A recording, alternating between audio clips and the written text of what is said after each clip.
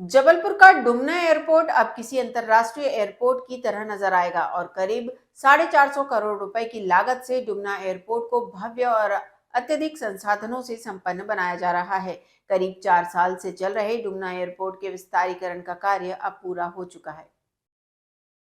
29 फरवरी को प्रधानमंत्री नरेंद्र मोदी इसका लोकार्पण करेंगे। प्रधानमंत्री नरेंद्र मोदी वर्चुअल कार्यक्रम के जरिए डुमना एयरपोर्ट को लोगों के लिए सौंपेंगे। इस एयरपोर्ट में 300 कारों की पार्किंग के लिए स्पेस बनाया गया है। नया आईटीसी टावर, नई टर्मिनल बिल्डिंग के साथ ही रनवे का भी विस्तार किया गया है, जिससे अब कई एरोप्लेन इस रनवे पर दौड़ सकेंगे। इसके साथ ही एयरपोर्ट में नाइट लैंडिंग के लिए भी व्यवस्था बनाई गई है। एयरपोर्ट की सुविधाएं और बढ़ी। एयरपोर्ट में नई टर्मिनल बिल्डिंग में अत्याधुनिक check in counters, 2 baggage belt, elevators, escalator, आधुनिक passenger boarding bridge, fire fighting, fire alarms, signals, display board, CCTV camera, baggage scanner, child care room, VIP room, snacks bar, ATM, चिकित्सा सुविधा के साथ ही public amenities की सारी सुविधाएं उपलब्ध होंगी। इसके साथ ही 300 कारों की पार्किंग एवं वीआईपी व बस पार्किंग की व्यवस्था भी होगी। नई टर्मिनल बिल्डिंग के अलावा एटीसी टावर, टेक्निकल ब्लॉक एवं फायर स्टेशन का भी कार्य किया गया है। साथ ही रनवे एवं एप्रन का निर्माण हेतु वर्तमान 1988 मीटर के रनवे मरम्मत के साथ ही एक्सटेंशन करते हुए 2750 मीटर का रनवे बनाया गया है, जिससे A320/321 जैसे बड़े एयरक्राफ्ट भी आसानी से अब लैंड हो सकेंगे। इसी के साथ नाइट लैंडिंग में अब किसी भी तरह की कोई परेशानी नहीं होगी। जबलपुर से वाजिद खान की रिपोर्ट। 2004 में जब मैं पहली बार जबलपुर लोकसभा से चुनकर आया, तब उस समय जबलपुर को एक बड़ा गांव कहा जाता था जो दंश की तरह चुभता था। और उस समय उसका बड़ा कारण था, जबलपुर में मजबूत कनेक्टिविटी नहीं थी और कनेक्टिविटी में भी हवाई सेवा सबसे महत्वपूर्ण बिंदु था। और उस समय जबलपुर की जो छोटी सी हवाई पट्टी थी, उस पर गाय चरा करती थी। बरसों से वहां पर एयर कनेक्टिविटी नहीं थी। मैंने उस दिशा में प्रयास प्रारंभ किए, तभी एयर डेक्कन की शुरुआत देश में हुई। और फिर मैं कैप्टन गोपीनाथ, जो एयर डेक्कन के मालिक हुआ करते थे, मैं उनसे कई बार मिला और उसका परिणाम था जबलपुर में एयर डेक्कन की नियमित सेवा प्रारंभ हुई। फिर उसके पश्चात तो spice jet, Kingfisher, alliance air और बाद में इंडिगो, बीच में कुछ एक छोटी मोटी जूम जैसी एयरलाइंस से भी बातचीत करके उनको भी मैंने प्रारंभ किया। और उसका परिणाम ये हुआ कि जबलपुर, मुंबई, दिल्ली, हैदराबाद, पुणे, अहमदाबाद, कलकत्ता, बिलासपुर, बेंगलोर, ऐसे सभी शहरों से सीधे हवाई सेवा के माध्यम से जुड़ गया।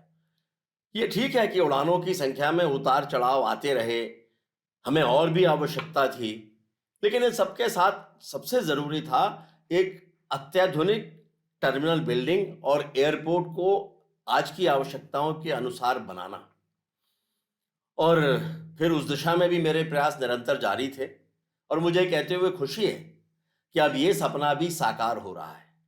गुरुवार 29 फरवरी को जबलपुर एयरपोर्ट के नए टर्मिनल भवन का लोकार्पण देश के यशस्वी प्रधानमंत्री माननीय नरेंद्र मोदी जी के द्वारा हो रहा है। केवल जबलपुर नहीं, बल्कि संपूर्ण महाकौशल वासियों के लिए गर्व का क्षण है।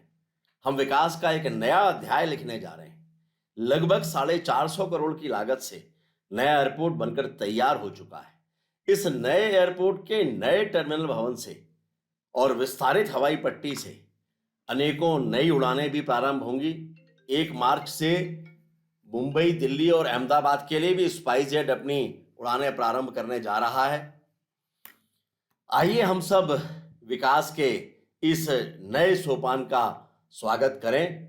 मैं अपनी ओर से इस बड़ी उपलब्धि के लिए आप सभी को बधाई देता हूं।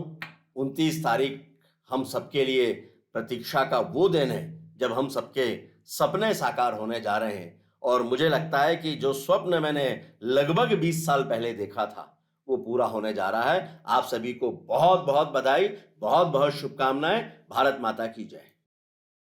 जो 29 फरवरी को जो कार्यक्रम होना है, वो मुख्य कार्यक्रम लाल परेड ग्राउंड भोपाल में होना है। उसमें माननीय प्रधानमंत्री जी वर्चुअल रूप से उपस्थित रहेंगे। लाल परेड ग्राउंड पे माननीय मुख्यमंत्री जी उपस्थित रहेंगे।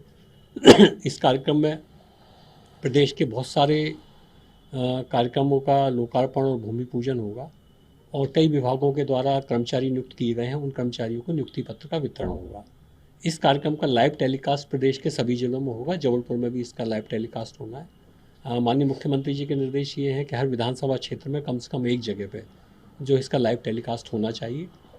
इस प्रोग्राम में माननीय मंत्री जी ने जैसी जानकारी दी है, लोक निर्माण विभाग मंत्री जी ने, ये जबलपुर एयरपोर्ट टर्मिनल जो है उसको भी शामिल किया गया है, मतलब प्रस्तावित है वो भी, तो उसका भी लोकार्पण का कार्यक्रम इसमें होगा।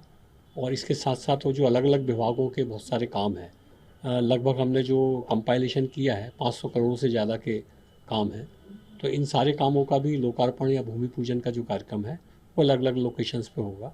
अभी हम उसकी रूपरेखा तैयार कर रहे हैं। एक बैठक मेरी माननीय विधायकगण के साथ हो गई है, दूसरी बैठक 25 तारीख को माननीय लोक निर्माण विभाग के जो मंत्री जी हैं उनकी अध्यक्षता में मॉर्निंग में प्रस्तावित है। उसके बाद कार्यक्रम की आउटलाइंस जो हैं वो तय करेंगे और कुल मिला के प्रोग्राम जो है वो लाइव टेलीकास्ट का है, उसके साथ स्थानीय स्तर पर कार्यक्रम जो है वो जोड़े जाएंगे।